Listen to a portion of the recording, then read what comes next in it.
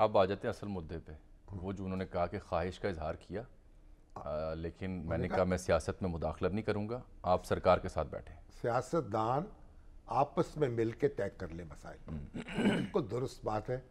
سیاست دانوں کو آپس میں مل کر معاملے طے کرنے یہ تو آپ کب سے کہہ رہے ہیں لیکن سنتا کون ہے؟ نہ سنیں۔ آپس میں بتا دیتا ہوں نا سر، آپس میں تو خان صاحب یہ فرماتے ہیں کہ چوروں کے ساتھ میں نہیں بیٹھ سکتا، زرداری صاحب کہتے ہیں یہ شخص تو ہے ہی غیر سیاسی، اس سے تو بات ہی نہیں ہو سکتی، یعنی یہ دونوں کی کیفیات ہیں، تو اس بیچ میں تو ان کے بیچ رابطہ نہیں ہو سکتا۔ ایسے میں خان صاحب کی جو خواہش ہے، جو فواد چوہدری صاحب نے ڈینائی کیا کہ نہیں جی ہم نے کبھی درخواست نہیں کی، چوہدری صاحب پارشلی یہاں پہ درست نہیں ہے۔ وجہ یہ ہے سر، 3 مارچ کو جو صحافیوں سے ملے تو انہوں نے کہا ملنا تو میں چاہتا ہوں لیکن آگے سے اگر کوئی نہ ملے تو میں کیا کروں، ایک پھر جس دن انہوں نے معاف کیا سب کو اور کہا کہ میں آگے بڑھنا چاہتا ہوں، مفاہمت کرنا چاہتا ہوں، تو وہ کس سے کرنا چاہتے جبکہ سیاسی جماعتوں کہہ رہے تھے یہ چور ہیں ان سے بات نہیں کرنا چاہ رہا، آبویسلی نہیں کی بات وہ کر رہے تھے۔ اگلے روز یہ اور بات ہے کہ بنی گالہ میں وہ کیونکہ 24 گھنٹوں میں کوئی پیش رفت یا گرین سگنل انہوں نے نہیں ملا تو انہوں نے اپنا خان صاحب کی دیکھیں نا، بیانیہ بدل لیا۔ خان صاحب معاف کریں، اس حوالے سے تو ان کی کوئی کریڈیبلٹی ہے نہیں۔ چودھری پرویز رئی صاحب کے بارے میں کیا کہتے تھے وہ، اور چودھری صاحب پریزیڈنٹ ہیں تحریک انصاف کے، تو آپ دیکھیں سیاست دان ایک دوسرے پر الزامات لگاتے رہتے ہیں، اور خان صاحب بھی ایسے ہی الزام لگا رہے ہیں۔ جو ان کے ساتھ آ جائے وہ درست ہے، جن کا مخالف ہو وہ اس پہ کیڑے ڈالتے ہیں۔ اور یہ جو خواہش ہوتی ہے ملاقات کی، اس کا ایک ثبوت تو وہ بھی آپ کو یاد ہوگا، ہم نے بڑا ایکسٹینسولی اس ایشوز پہ بات کی تھی جب صدر مملکت مصروف تھے اس وقت کے آرمی چیف جنرل باجوہ کی اور خان صاحب کی ملاقاتوں کے لیے جو 2 ہوئی تھیں۔ صدر مملکت نے 2 ملاقاتیں جو جن کا احوال ہم نے تفصیلی اس پروگرام میں نشر کر چکے ہیں، اس کے بعد جب نئے سپہ سالار آئے تو یہ بات میں کہہ سکتا ہوں اپنے ذمہ دار ذرائع کی وجہ سے کہ پھر بھی کوشش کی گئی ملاقات کی، جس کا ایک ثبوت تو میں نے خان صاحب کی اپنی جو اظہار خیال ہے اس سے دیا، اور دوسرا یہ ہے کہ اس بیچ لاہور سے اور پنڈی سے 2 بڑے ذمہ دار اور اہم ترین شخصیات جن کا رابطہ تھا ادھر بھی اور ادھر، ان کو بھی یہاں سے یعنی زمان پاک سے انگیج کیا گیا کہ کوئی ملاقات کی سبیل نکالی جائے۔ صدر مملکت کو بھی انگیج کیا گیا لیکن صدر مملکت اس اب کے معاملے میں نئے معاملے میں اس حد تک ان کے پاس اختیار نہیں تھا، یا اس حد تک ان کی فرینکنس نہیں تھی جو پچھلے سپہ سالار کے ساتھ تھی، تو وہ تو کوئی خاطر خواہ پیش رفت نہیں کر سکے۔ پھر 2 بڑے ذمہ دار لوگ جو کہ جانے مانے لوگ ہیں، کیا کہا جائے، تاجر بھی نہیں کہا جا سکتا انہیں، سیاستدان بھی نہیں کہا جا سکتا، بس اب معاشرے کی فلاح کے لیے کام کرتے ہیں ایسا شعبہ ان کا ہے، ان کو انگیج کیا گیا لاہور سے اسلام آباد سے اور انہوں نے پیغام رسانی کی، لیکن اور پھر وہ پیغام رسانی کا نتیجہ یہ پہنچا کہ سپہ سالار نے اس کا ذکر وزیر اعظم سے بھی کیا۔ عاصم منیر صاحب تو ذرا زاہد خشک ہے نا، تو زاہد خشک جو ہے وہ اس طرح کی تربتر گفتگو تو نہیں ملے گی نہیں ملے جو پہلے ملتی تھی۔ جو پہلے ملتی تھی، وہ اصل میں وہ تو چسکا ہی اور تھا، 7 گھنٹے طویل۔ ہاں وہ تو بات یہ ہے کہ لطف آتا تھا نا اچھا مجلس کا، ایک لمبی مجلس ہے، افطار کر کے بیٹھے اور اذان سحری کے وہ وقت لمبی مجالس ہی تو ان کے گلے پڑی ہوئی ہیں، مختصر رہے ہوتے تو اتنا۔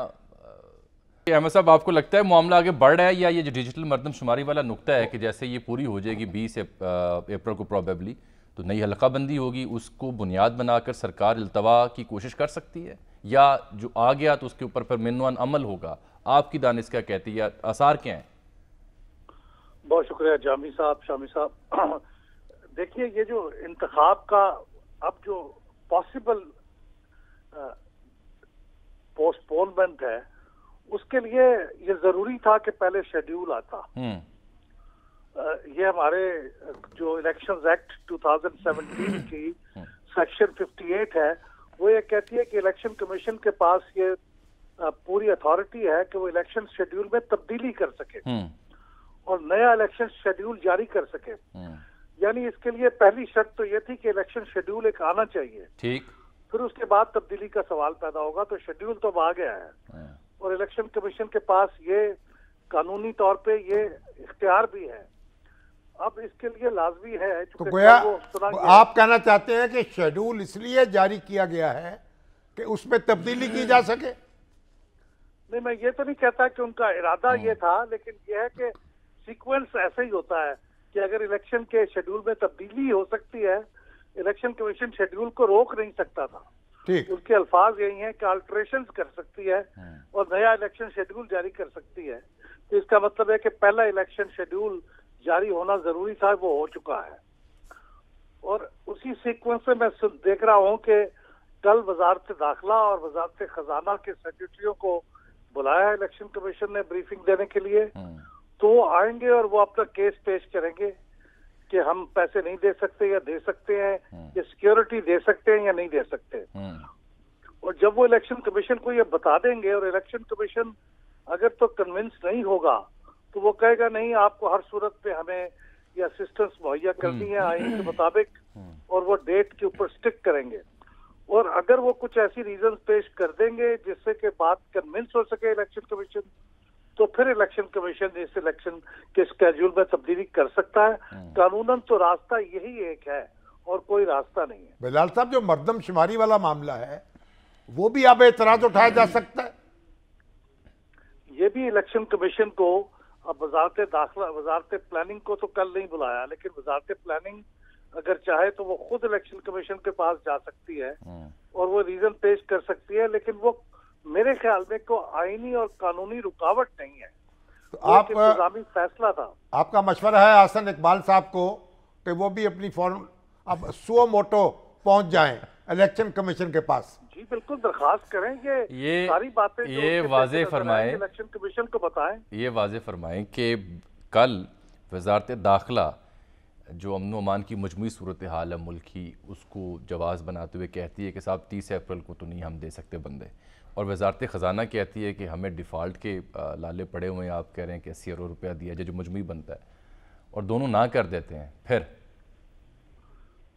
जी मेरे ख्याल में उसके बाद इलेक्शन कमीशन को, देखिए कानूनी तौर पे ये सारी बातें जो ना करने वाली हैं, इसकी रोशनी में इलेक्शन कमीशन ये बताएगा कि हम इलेक्शन करवा सकते हैं या नहीं करवा सकते, और वो शेड्यूल को तब्दील करना चाहेंगे या नहीं करना चाहेंगे।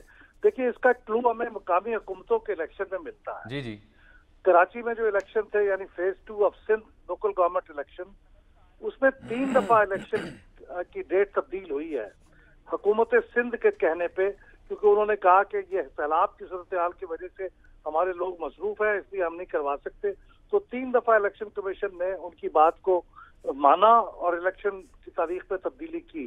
चौथी बार नहीं माना और चौथी बार कहा कि नहीं हम इसी डेट को अब जो मुकर्रर हो गई कराएंगे, और वो फिर उन्होंने कराया। तो अभी इलेक्शन कमीशन के इख्तियार में है, लेकिन इलेक्शन कमीशन जो भी फैसला करेगा अल्टीमेटली मेरा ख्याल है वो चैलेंज होगा सुप्रीम कोर्ट में, और बात फिर वहीं जाके पहुंचेगी जहां हतमी बात तय होगी। और आपको याद होगा शामी साहब, आपको भी अहमद साहब आपको भी कि दौरान समाअत भी जनाब चीफ जस्टिस ने कहा था कि उन्हें लगता है कि मामला एक बार फिर यहीं आना है।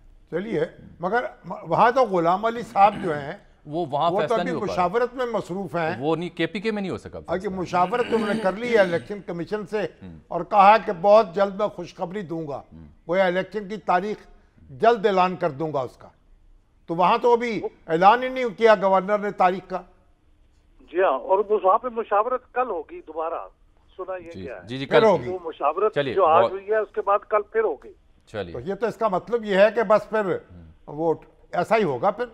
चले, क्योंकि देखिए ना, पंजाब के और उसके दरमियान को 3-4 दिन का फर्क जी, भी तो फर्क था है, ना फर्क है उसके तहलील में, तो अभी 1 आध दिन का बेनिफिट ऑफ डाउट उनको भी दे दे। चलिए, बुलाकर बाद वो बिठाया, फैसला कर रहे। बुलाकर बिठाया, बिठाकर उठाया, उठाकर निकाला।